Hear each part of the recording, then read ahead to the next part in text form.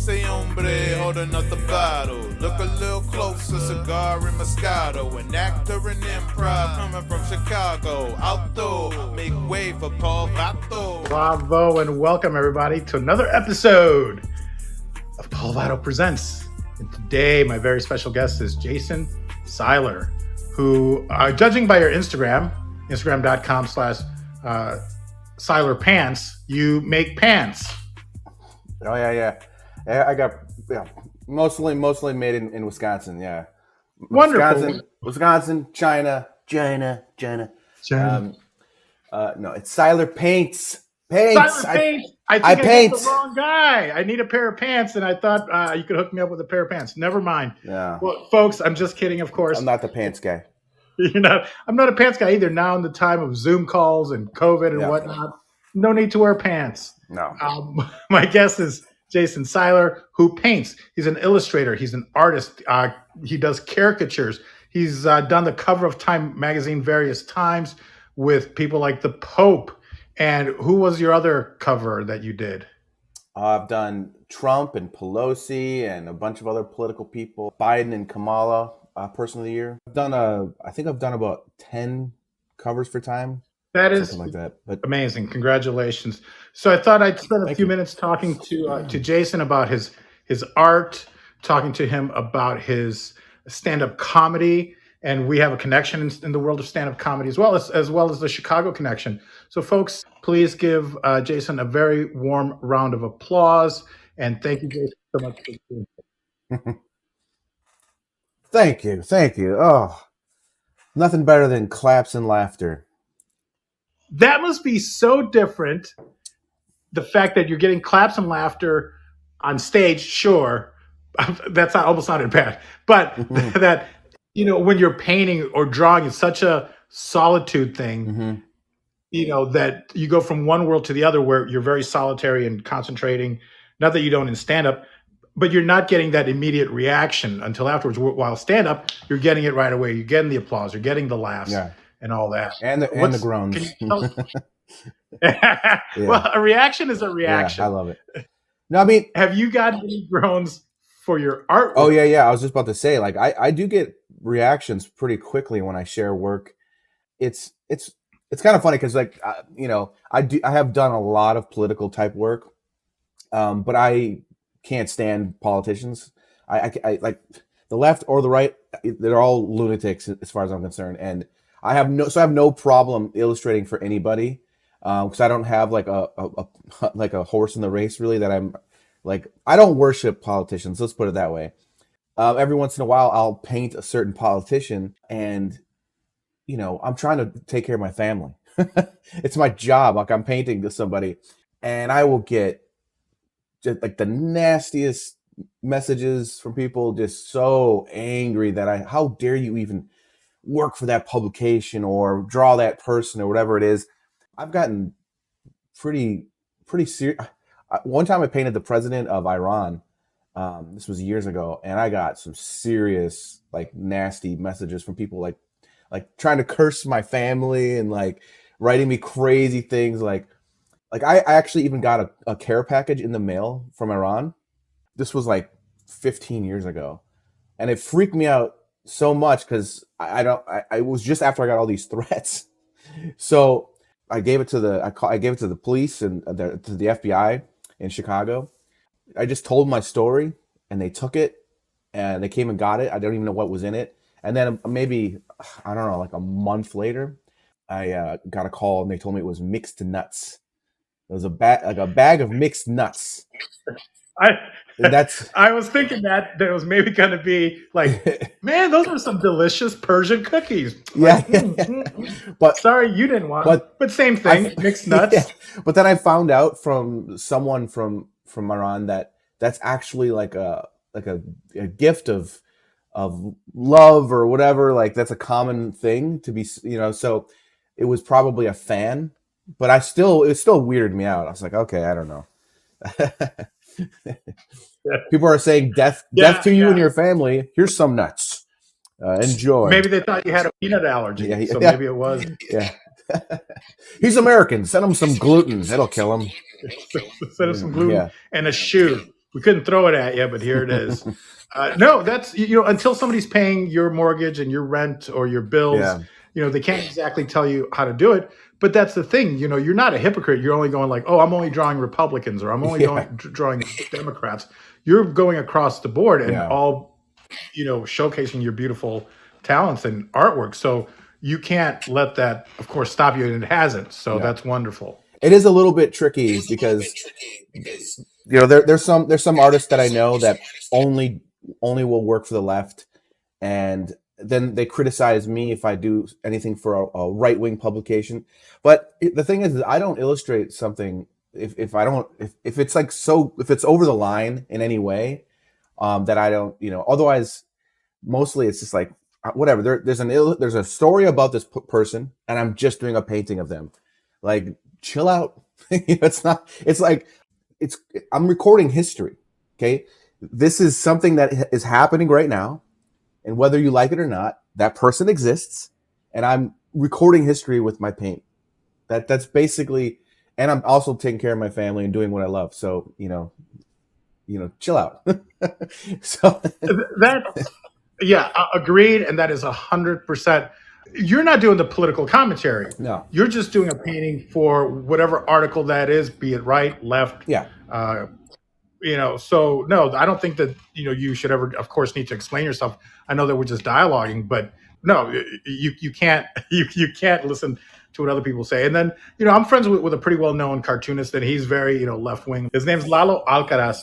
He's an award winning cartoonist, and I co-hosted the show Pocha Hour of Power with him on KPFK in LA, and that's very left wing radio. And he, you know he'll go at both sides, but he'll really, of course, goes after the right, and especially Trump and whatnot. But I think he would appreciate your work because we also know people on both sides of the aisle, and yeah, that's just incredible. You're taking shit from all sides, and like even in comedy too. Like I don't really get into politics too much in comedy because it just divides the room right away. But I like to make fun of myself, or kind of make fun of both sides at the same time. You know what I mean? Like making fun of Trump and Biden together. You know what I mean?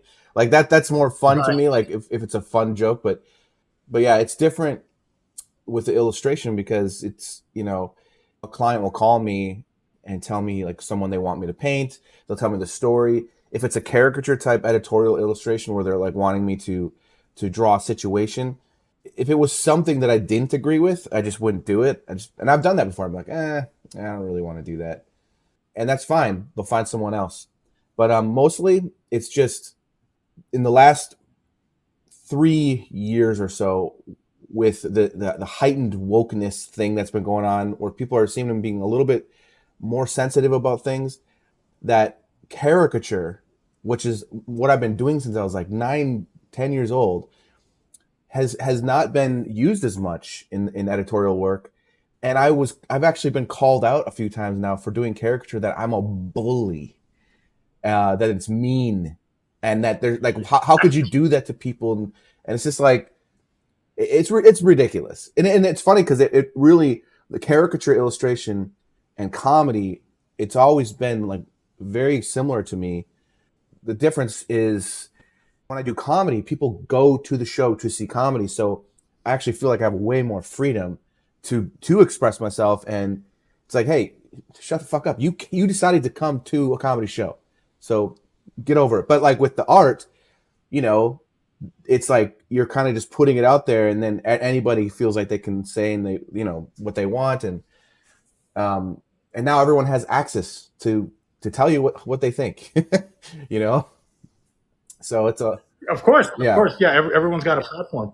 Now you're saying that you're being called a bully, or you might be, because you're exaggerating features of people's faces. Because I think that's what caricature is, correct? I mean, oh yeah, there's been people that take it in that way, that like I've been called a bully. That's what I'm basically, which is kind of crazy because it's like they look at what I'm doing as super mean, or that's like insensitive, or racist, or whatever, just as like because of how I draw somebody. And it's like, No, it's what they look like. Like it looks more like them than a photo sometimes. A good caricature, you know, it really can capture someone's, you know, essence. But I've definitely noticed, you know, in the last few years, this shift in this, like people are like walking on eggshells about everything. So Sure, of course. yeah. Yeah, we especially notice it in comedy or satire and whatnot, but I hear you. So keep fighting the good fight. Now, you mentioned you take commissions. Now, if I wanted you to draw either myself or something for a book, that's a project that you would possibly take on, you would consider? Oh yeah. Yeah. Yeah, I'm a freelance artist. So if you have monies, I I provide the honeys, you know. Yeah. Yeah, yeah. Because I was going to offer, I'd love for you to draw me. It'll bring you great exposure. I feel like a lot of people make that offer, like, oh, please, do work for me, and you'll get a good exposure. So sorry, but I can't tell that to my mortgage company or my landlord.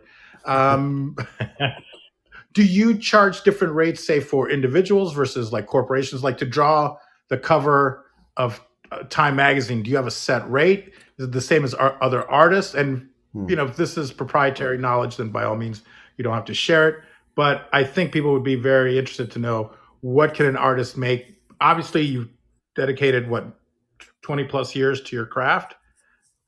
Well, yeah, I mean it's different how it works because basically from magazine to magazine, the way it works usually is they have like a set amount for cover or spot illustrations inside the illustrations, and they offer you the job. You either take it or you don't. You know, so that's usually how that works. And a magazine cover can be anywhere from, you know, 1800 to 2800 to 3500. It depends on who it is, and then it varies for different other projects. Like I recently did background paintings for an upcoming Disney movie, and that was different. That was more of I got paid every 2 weeks, so they had a set amount where I was paid, and so it's never the same. Like sometimes I do. Sometimes for clients or for private commissions, I'll do a day rate, you know, which is usually I'll charge like 1,000 to 1,200 for a day rate, and so it just depends on what the project is, and also especially if it's a private commission, I usually I ask for like half up front for something like that, and then because I'm also taking on, you know, editorial work while I'm doing that, you know, so it really just depends. It's not, there's not like a set thing. Yeah, I mean, and it's different also for, because when I do my editorial work, I work digitally, but when I do private commissions, well, I also work digitally for that as well. But sometimes I'll do oil paintings, gouache, or things like that. Those will cost a lot more because they're traditional and they're huge and they take a long time. So that's you know, again, it's all over the place. So it depends on what it is. Like if it's an album cover, which I've done a few album covers before, that can be a lot more than like a book cover but in the industry itself, there's not like a set thing, you know? Wonderful. Well, thank you for sharing, because I think that we get a lot of listeners that are getting into the arts or enjoy the arts, or artists themselves. And I think that's one of the important things is, monetization and, can I make a living at this? So thank you for being free with your information and Yeah. sharing. So much appreciated. And then how did you get into stand-up comedy? It's kind of crazy, but we kind of have a connection. You mentioned Steve Byrne before, but basically, so I've always wanted to do comedy ever since I was a little kid. I know he's not so popular right now, but Bill Cosby was my favorite comedian. When I was a kid, I would watch it over and over and over again. And as I got older, I just, you know, every comedian show I could see, I would watch.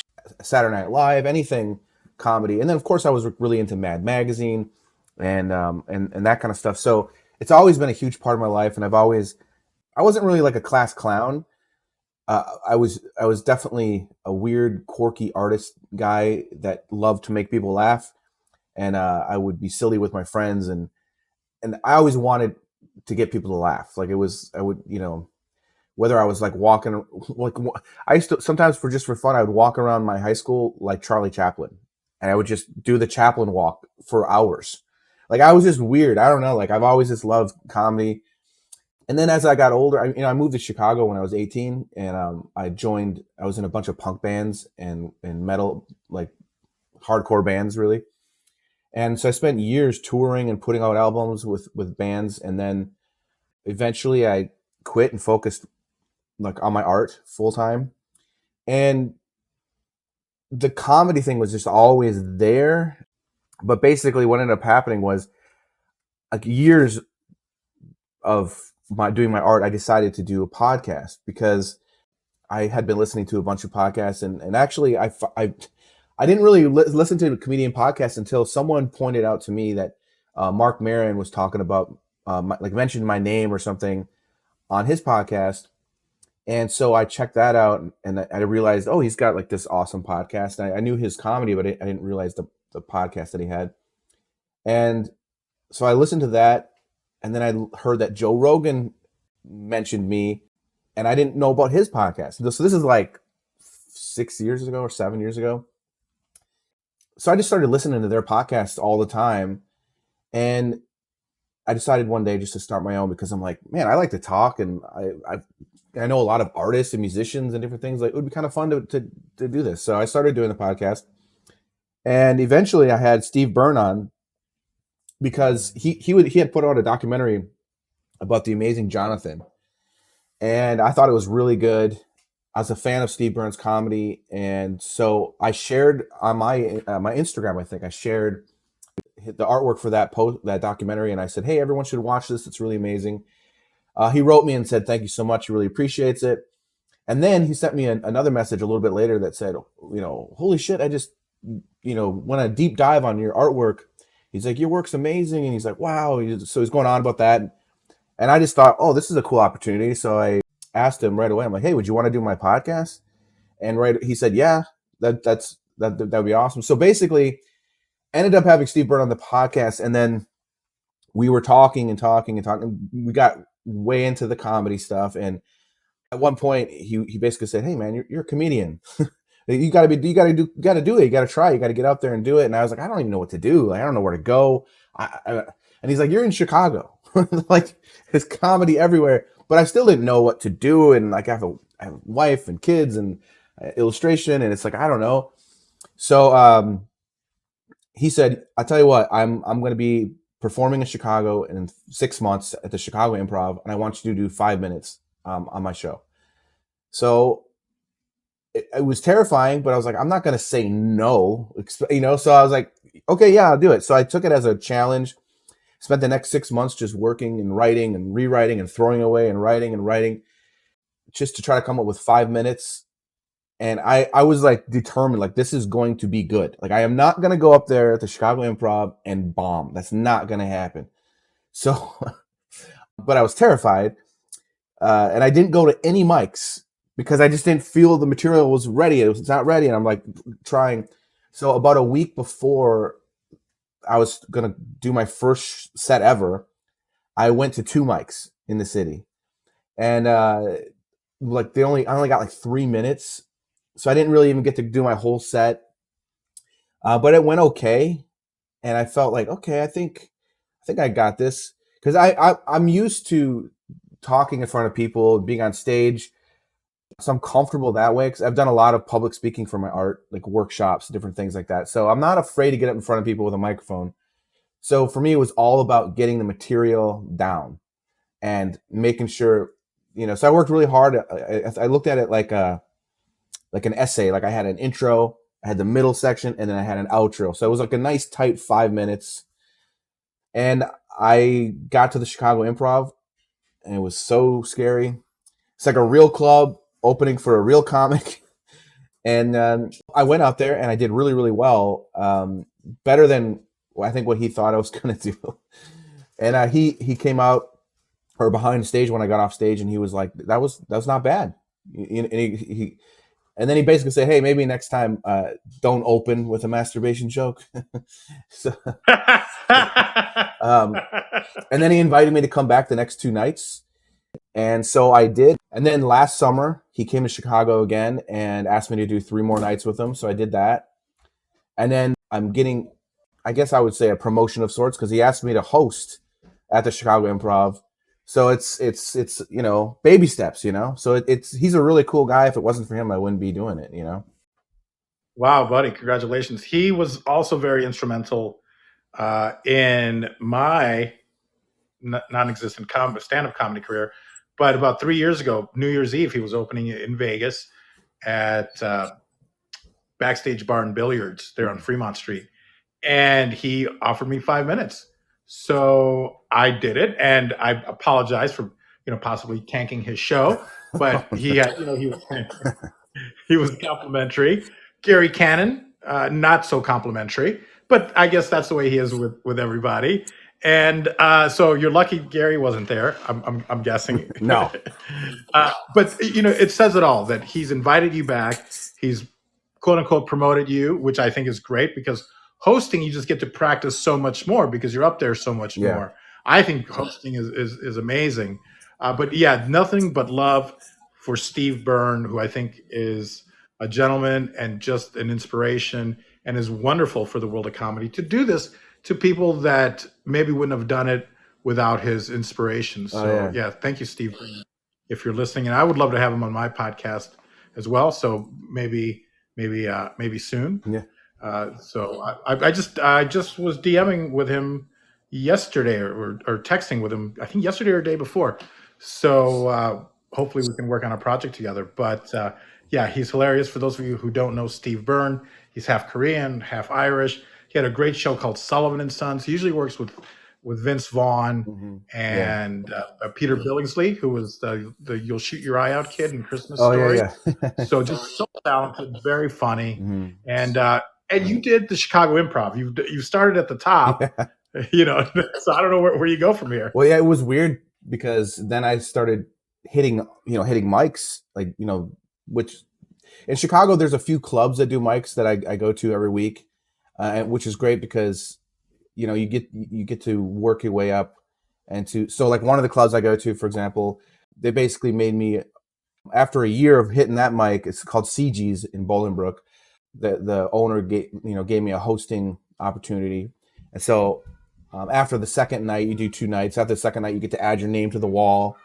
And then he had me host again. So I've gotten to start hosting now for bigger comics there. But there's different clubs like that. But mostly, you go from Chicago Improv to, dive bars and wherever, just hitting mics, hitting the mics. But now it's I'm doing a lot more shows. I started producing my own show as well. So that's been really cool because, doing this, I get to meet a lot of comics in Chicago. And so when I produce my own shows, I put the best comics on. And it's always a great show. Like every show I've done so far has sold out. And everyone gets paid. Like I can't tell you how many times I've been, hey, you want to do the show? And I'm like, yeah. And they're like, oh, it's a paid gig. I'm like, cool. And I get there and they give me a drink ticket. It's like, that's not payment. Yeah. No. Yeah. So like my comics get paid, and it's always fun. We have, like the show we did last Friday, sold out show, and it was more of a showcase. Every comic did 15 minutes, and every comic murdered. It was really fun. It was a really fun night. It was awesome. So, well, if that's the case, I do have a paid gig for you to paint me. It is a paid gig. Awesome. I have cigars and a drink, so thank you. I would appreciate. I'll send over the contracts. What hurts more? What stings more from a troll? Somebody coming after you in comedy or in caricature? I haven't really. I mean, I have upset a few people with the comedy, but ultimately I don't care. Like, they're jokes. Like, get over it. Like, I don't write jokes to hurt people. I write jokes to make people laugh. And if you can't tell that I'm joking, that's your problem. like it's clearly a joke. Like, I do a lot of like misdirection. I do a lot of making you think something terrible, but then maybe last minute I turn somewhere else and it's a little unexpected. Like, so, but I think a lot of it is innocent and funny.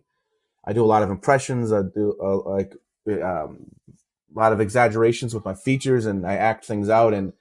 But I'm not like saying terrible, horrible things. So every once in a while, somebody gets offended. For me, I'm just like, if you got offended at that, like, I'm sorry. It's just funny too because you go to a lot of mics and you'll hear comics at mics say certain things. You're like, whoa, like that, like. So I didn't even go close to that, So, but like with the art stuff, I feel like I don't really care either. When I was a little bit shocked when I did my Biden and Kamala for Person of the Year cover, because I was very proud of it, and I'm really happy with how it turned out. And it was a huge honor just to paint for Time, anyways. But to get my second Person of the Year cover, it's a historical moment for me. It was a really big deal. Not many artists have done Person of the Year twice, so that's like an amazing thing. And I remember feeling all emotional because like Time Magazine even wrote me this nice letter, like, congratulations, you got your second Person of the Year cover. Because when they hire you to do it, you don't know if it's going to be used, because they hire several different artists to paint several different people. So just because they hire me to paint Biden and Kamala, that doesn't mean that's going to be the Person of the Year cover. So when they called me to let me know, I was just like, wow, I cannot believe it. And then it's on the news everywhere. And I was so excited and I was so happy and I was so proud. And then all of a sudden, all the hate mail, even from family members, I got some stuff. And I'm like, I just painted the Person of the Year cover for Time Magazine and you are shitting all over me? Like, so that stung a little bit, especially people in family that said things. So that was a bummer. But I mean, at the same time, people are free to have their opinions. I just think that when it comes to politics and stuff, it's like religion. Like, they're so convinced in what they believe that if you mess with that in any way, they don't want to hear it, and they're going to let you know. And that's why they say don't talk about politics or religion when you're getting a haircut or whatever. I've been doing this long enough that when I do something, there's always going to be some kind of comment, and sometimes I just ignore. Sometimes I'll like respond in a funny, sarcastic way to somebody, or sometimes I'll just delete them. If it's if it's too negative, if someone's being like hateful, I just delete it. Smart. Well, I just don't even bother. That's the risk that we take as content creators. And you don't necessarily want everyone to like you. I think Sam Kinison might have said that, and I'm sure others have said it as well, that you don't need the world to like you, the whole world to like you. You just need a small percentage to fucking love you. And then other people have said, all you need is 1,000 true fans that'll support you, buy your tickets to your shows, buy your artwork, promote you. And that's all you need as a content creator, really, to make a living. So anytime that you put yourself out there, you're going to get your detractors. And I had a video go viral 15 years ago. It was I photocopied my butt. I fall into a copier, and that people didn't know that it was a joke. It's so the horrible things that were said. After that, I was like, there's nothing you can say that'll offend me because I've already heard it all. So it's what we sacrifice when we put our art out there. ¿Quién es ese hombre holding up the bottle? Look a little closer, cigar and Moscato. An actor in improv coming from Chicago. Alto, make way for Vato.